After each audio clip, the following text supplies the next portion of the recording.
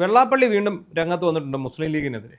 എന്താണെന്ന് അറിഞ്ഞില്ല. കഴിഞ്ഞ ദിവസം ഇവിടുത്തെ സംസ്ഥാനത്ത് ഒരു മന്ത്രി കൂടെ പോയി കണ്ടിട്ടുണ്ടായിരുന്നു. അതിൽ നിന്ന് കിട്ടിയ ഒരു ഊർജ്ജം സംഭരിച്ചിട്ടാണോ വീണ്ടും ഇറങ്ങി പുറപ്പെട്ടിരിക്കുന്നത്? ഇതിൽ പലരും മന്ത്രി രഹസ്യമായിട്ട് മോഹൻ പോയി ജോസഫ്. കാണുന്നുണ്ട് കേട്ടോ. ഈ പടം ഇയാളെടുത്ത് വിടുന്നത് എനിക്കൊന്ന് ഇവരോട് ചോദിച്ചിട്ടാണെന്ന് തോന്നുന്നു എടുത്ത് വിടുന്നത്. അല്ലാതെ വേറെ ആരാണ്ടൊക്കെ ചെന്നെന്നൊക്കെയാണ് ഇയാൾ പറയുന്നത്. സത്യമാണോ എന്ന് അറിയില്ല, തലമുണ്ടങ്ങനെ ചെന്നാണ്. അതറിയത്തില്ല. എന്തായാലും പുള്ളി വീണ്ടും മുസ്ലിം ലീഗിനെതിരെ കലിപ്പുകൾ അങ്ങോട്ട് തീരണില്ല. കലിപ്പുകൾ തീരണില്ലല്ലോ. കാരണം CPM-ൽ ഏത് യോഗം ചേർന്നാലും എല്ലാ സമ്മേളനങ്ങളും ഇയാളാണ് തെറി വിളിക്കുന്നത്. മുസ്ലിം ലീഗ് ലക്ഷണമൊത്ത വർഗീയ സംഘടനയാണെന്നാണ് അദ്ദേഹത്തിന്റെ യോഗനാഥത്തിലെ എഡിറ്റോറിയൽ. എന്നിട്ട് അതിന് എഴുതി കൊടുത്ത ആരാണെന്ന് അറിയാൻ പാടില്ല. അതായത് അദ്ദേഹം ആയിരിക്കില്ലല്ലോ. അല്ല, അതിനകത്ത് ഏറ്റവും ഗുരുതരമായ ഒരു ഇഷ്യൂ ഉണ്ട്. ഇയാൾ ഇവിടെ ഇരുന്ന് വല്ലവരെയും പള്ളു പറയുന്നു, വർഗീയ സംഘടനയാന്ന് പറയുന്നു. അത് അയാളുടെ നിലപാടാണ്, അത് യോഗത്തിന്റെ നിലപാടല്ല. യോഗം ജനറൽ സെക്രട്ടറിയുടെ കാവൽ പദവിയിലാണ് ഇപ്പോൾ അയാൾ ഇരിക്കുന്നത്. എന്നിട്ട് അയാൾ അതിനകത്ത് എഴുതിയിരിക്കുന്ന ഒരു കാര്യം, SNDP യോഗത്തെ വെല്ലുവിളിക്കുന്നു. അതായത് മുസ്ലിം ലീഗ്, അതായത് SNDP യോഗത്തിനെതിരെ വ്യാജ പ്രചരണം നടത്തുന്നു. SNDPക്കെതിരെ ആർക്കെതിരെയാണ്? SNDPക്കെതിരെ അവർ വലിയ വെല്ലുവിളി നടത്തുന്നു, അല്ലെങ്കിൽ വ്യാജ പ്രചരണം നടത്തുന്നു എന്ന് പറഞ്ഞിരിക്കുകയാണ്. SNDPയും വെള്ളാപ്പള്ളി നടേശനുമായിട്ട് SNDPയിൽ ഒരു സാധാരണ അംഗം, ഒരു ഈഴവൻ എന്നുള്ളതല്ലാതെ നിലവിൽ യാതൊരു ബന്ധവും ഉള്ളതായിട്ട് നമുക്ക് തോന്നുന്നില്ല. കാരണം SNDP യോഗത്തിന്റെ ജനറൽ സെക്രട്ടറി സ്ഥാനത്തു നിന്ന് ഇയാളെ അയോഗ്യനാക്കി കഴിഞ്ഞു. അതിനൊരു സ്റ്റേ മാത്രമേ കൊടുത്തിട്ടുള്ളൂ. അയോഗ്യത നിലനിൽക്കുകയാണ്, അത് മാറിയിട്ടൊന്നുമില്ല. അല്ല, അത് ഇയാൾ അങ്ങനെ മുഴുവൻ പേരുടെയും പ്രതിനിധിയായി ഓരോന്ന് വിളിച്ചു പറയും. മാത്രമല്ല SNDP യോഗത്തിന്റെ ചരിത്രം എന്താണെന്നോ, അത് സ്ഥാപിച്ച ആരാണെന്നോ, പഴയ കാല ജനറൽ സെക്രട്ടറിമാർ ആരാണെന്നോ അവരെക്കുറിച്ച് എന്തെങ്കിലും രണ്ടക്ഷരം ഒന്നും അറിയത്തില്ല.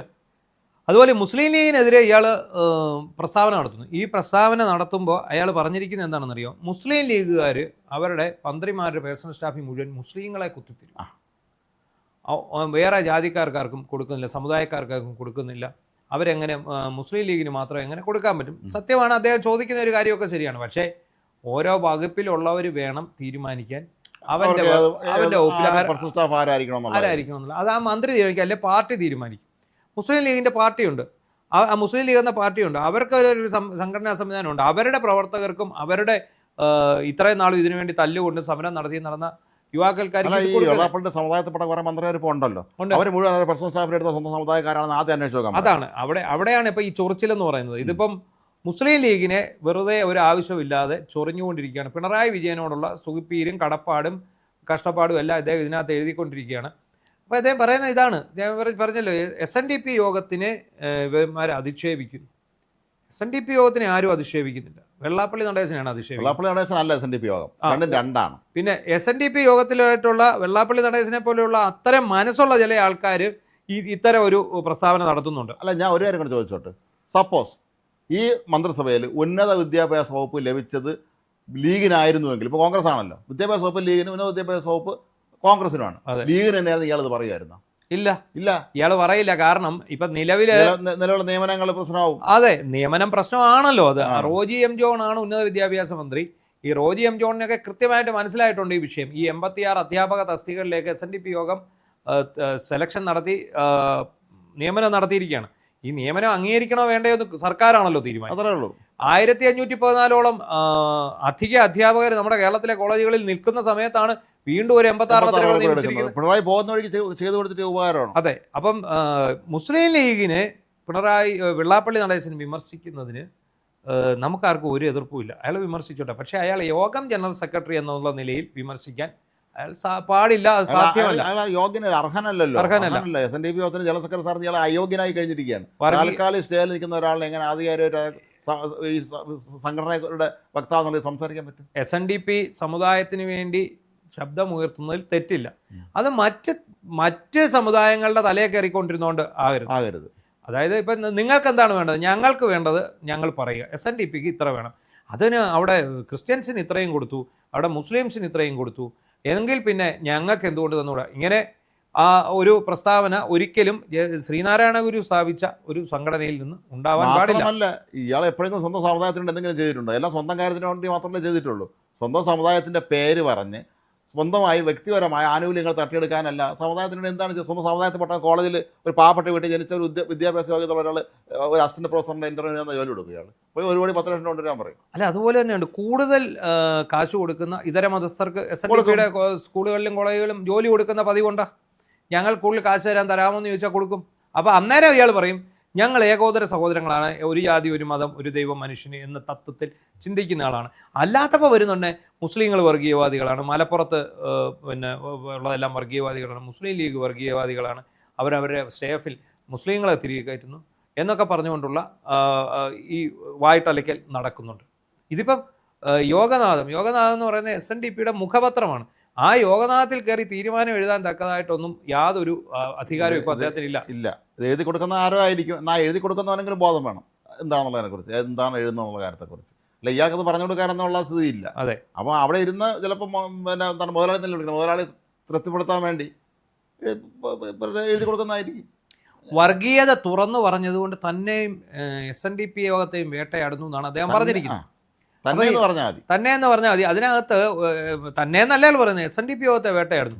SNDP യോഗത്തെ വീണ്ടും പറയുന്നു, SNDP യോഗത്തെ ആരും വേട്ടയാടുന്നില്ല. SNDPയിലെ ഒരു സമുദായാംഗത്തിന് പോലും ഇയാളെ നേതാവായി അംഗീകരിക്കുന്നതിൽ ഇത് നമ്മുടെ പിന്നെ വെള്ളപ്പുഴ ഒക്കച്ചങ്ങായി പിണറായി അങ്ങനെ ശിങ്കിടി MP ഗോവിന്ദൻ ഇരുന്നുകൊണ്ട് എല്ലാം പാർട്ടിയാണെന്ന് പറയും പോലെയാണ്. അതാണ് നമുക്ക് പറ്റിയ എല്ലാ അബദ്ധം, അത് പാർട്ടിയുടെ അബദ്ധമാണ്. ഇപ്പൊ മൈക്രോ ഫിനാൻസ് തട്ടിപ്പ് കേസിൽ പ്രതിയാ വെള്ളാപ്പള്ളി നടേശൻ. അത് ആ തട്ടിപ്പ് കേസിൽ SNDP യോഗം പ്രതിയാണെന്ന് പറയാൻ പറ്റും. പി ശശി ചീത്ത വിളിച്ച അയാൾ കേസ് കൊടുത്തല്ലോ. പിന്നെ മറ്റൊന്ന്, SNDP യോഗത്തിന്റെ കണിച്ചുകുളങ്ങര യൂണിയൻ സെക്രട്ടറി ആയിരുന്ന KK മകേശൻ പേരെഴുതി വെച്ചിരിക്കുന്ന വെള്ളാപ്പള്ളി നടേശന്റെയും 2-3 ക്രൈംബ്രാഞ്ച് 33 പേജ് ആ ആത്മഹത്യാക്കുറിപ്പ് പേരെഴുതി വെച്ച്. അപ്പോൾ ആ കേസിൽ ആത്മഹത്യാ കേസിൽ പ്രേരണാ കുറ്റം SNDP യോഗത്തിന്റെ തലയിൽ വരും, അത് ഇയാളുടെ പേരിൽ വരും. ഇയാൾ കാണിച്ചു കൂട്ടുന്ന പ്രവർത്തികൾക്ക് ഒരിക്കലും ഇയാൾ SNDP യോഗത്തെ കൂട്ടുപിടിക്കേണ്ട. അതിന് VM സുധീരൻ വളരെ കൃത്യമായ ഒരു പരാതി എഴുതി മുഖ്യമന്ത്രിക്ക് കൊടുത്തിട്ടുണ്ട്. അതിന് നടപടി ഉണ്ടാവുകയും ചെയ്യും. അതിന്റെ മേൽ നടപടി ഉണ്ടാവും. ഇത്രയും നാളും പൂഴ്ത്തി വെച്ചിരുന്ന കാര്യങ്ങളെല്ലാം ഇപ്പം അന്വേഷണം വരുന്നു. കാബിർ സ്ക്രീൻഷോട്ട്, രക്ഷാപ്രവർത്തനത്തിൽ ഇന്ന് ഇത് കൊടുത്തിട്ടുണ്ട്, അപ്പീൽ കൊടുത്തിട്ടുണ്ട്. ഇവന്മാരെ ജാമ്യം റദ്ദാക്കാൻ വേണ്ടി, മുൻകൂർ ജാമ്യം റദ്ദാക്കാൻ ഹൈക്കോടതിയെ സമീപിച്ചിട്ടുണ്ട്. ഇപ്പോൾ ഇവന്മാർ മുങ്ങും, സർക്കാർ മുങ്ങി അങ്ങോട്ട് സ്ഥിതിക്ക് ഇനി പോലീസിനോട് റിപ്പോർട്ട് തേടും, കീഴ്ക്കോടതിയുടെ ഇതെല്ലാം എടുക്കും. ആ സമയം കൊണ്ട് ഇവന്മാർ വീണ്ടും മുങ്ങും. കാരണം ഇവർ ചിലപ്പോൾ ഇത് റദ്ദാക്കി പാട്ടിടും, ഫേസ്ബുക്കിൽ മുങ്ങിക്കൊണ്ട് പാട്ടിടും. എന്താണെങ്കിലും SNDP യോഗത്തിന്റെ തലപ്പത്ത് അധ്യക്ഷ സ്ഥാനത്ത് ഇരുന്നു കൊണ്ട് ഈ നിലവിൽ കാവൽ അധ്യക്ഷനായിട്ടുള്ള വെള്ളാപ്പള്ളി നടേശൻ ഇതര മതസ്ഥരെ അപമാനിക്കുന്നത് ഒരിക്കലും നമുക്ക് അംഗീകരിക്കാം. മുസ്ലിം ലീഗിനെ അങ്ങനെ വർഗീയവാദികളൊന്നും വിളിക്കാൻ പറ്റില്ല. കാരണം കേരളത്തിൽ എല്ലാ കാലത്തും അവരുടെ പേരിൽ മുസ്ലിം ഉണ്ടെന്ന് മാത്രമേ ഉള്ളൂ. കേരളത്തിൽ നമ്മുടെ ബാബറി മസ്ജിദ് തകർന്ന സംഭവം ഉൾപ്പെടെയുള്ള ആ ഒരു കാലഘട്ടത്തിലൊക്കെ പോലും കേരളത്തിൽ വർഗീയതകളൊന്നും വടക്കേന്ത്യയിലെ പോലെ ഉണ്ടാകാതെ കാത്തു സൂക്ഷിച്ചതിൽ മുസ്ലിം ലീഗിന് വലിയ പങ്കുണ്ട്. അന്ന് മുസ്ലിം ലീഗ് സംസ്ഥാന അധ്യക്ഷനായിരുന്ന പാണക്കാട് മുഹമ്മദ് അലി ശിഹാബ് തങ്ങൾ എന്നുള്ള വലിയ മനുഷ്യനുണ്ട്. അദ്ദേഹത്തിന് വലിയൊരു പങ്കുണ്ട്. അതൊക്കെ കേരളത്തിൽ സമാധാനം പുലരണമെന്ന കാര്യത്തിൽ അദ്ദേഹത്തിൻ്റെ ആഹ്വാനം ഉണ്ടായിരുന്നു. അതുകൊണ്ട് തന്നെയായിരിക്കും ഒരുപക്ഷെ കേരളത്തിൽ മറ്റു സംസ്ഥാനങ്ങളിൽ സംഭവിച്ച പോലുള്ള ദുരന്തങ്ങൾ ഉണ്ടാകാത്തത്. മുസ്ലിം ലീഗ് ചെയ്ത നല്ല കാര്യങ്ങളെക്കുറിച്ചുകൂടെ നിങ്ങൾ ചിന്തിക്കുക. മുസ്ലിം ലീഗിൻ്റെ കയ്യിൽ വിദ്യാഭ്യാസ വകുപ്പ് ഉണ്ടായിരുന്നപ്പം SNDPക്ക് അല്ലെങ്കിൽ SN ട്രസ്റ്റിന് ആവശ്യത്തിന് വിദ്യാഭ്യാസ സ്ഥാപനങ്ങൾ കിട്ടിയില്ലെങ്കിൽ അത് അങ്ങോട്ട് റിക്വസ്റ്റ് കൊടുക്കാത്തതുകൊണ്ടാണ്.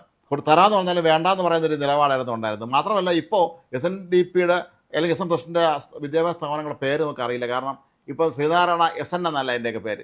വെള്ളാപ്പള്ളി നടേശന് സപ്തതി സ്മാരകം, വെള്ളാപ്പള്ളി നടേശന് അഷ്ടപൂർത്തി സ്മാരകം, അല്ലെങ്കിൽ 84 വയസ്സ് സ്മാരകം, ഇങ്ങനെയൊക്കെയുള്ള ഓരോ പേരാണ് ഇട്ടിരിക്കുന്നത്. അപ്പോൾ ഇത് SN ട്രസ്റ്റിൻ്റെ ആണോ ഇയാളെ പേഴ്സണൽ സ്വന്തം വകയാണോ പോലും നമുക്ക് അറിയാനുള്ള വഴിയില്ല. ഇതിപ്പോൾ വെള്ളാപ്പള്ളി നടേശൻ്റെ രാഷ്ട്രീയമുണ്ട്. ആ രാഷ്ട്രീയ സമുദായത്തിൽ കുത്തിക്കയറ്റേണ്ട കാര്യമില്ല. ഇപ്പം സുകുമാരൻ നായർ, അദ്ദേഹത്തിന് സ്വന്തമായിട്ട് രാഷ്ട്രീയം ഉണ്ടാവാം, പക്ഷേ അദ്ദേഹം ഇത് സമുദായത്തെ ചേർത്ത് അദ്ദേഹം പറയുന്നില്ല.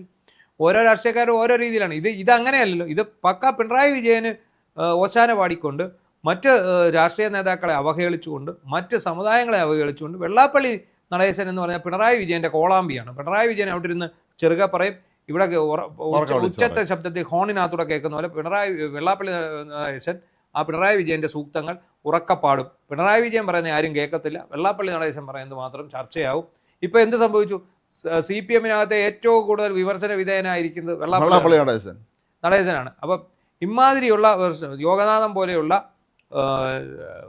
പിന്നെ സമുദായത്തിൻ്റെ മുഖമാസികയിൽ വന്നിരുന്ന് ഇമാതിരി വിഡ്ഢിത്തരങ്ങളും ഇമാതിരി വർഗീയ ചിന്തകളും എഴുതി വിടുന്ന ഇയാൾക്കെതിരെ നിയമ നടപടിയാണ് ശരിക്കും സ്വീകരിക്കേണ്ടത്. മാത്രമല്ല ഈ യോഗനാഥത്തിൽ ഇയാളെ കൊണ്ട് മേൽ ചീഫ് എഡിറ്റർ എന്ന് പറഞ്ഞ് എഴുതിപ്പിക്കാനും പാടില്ല.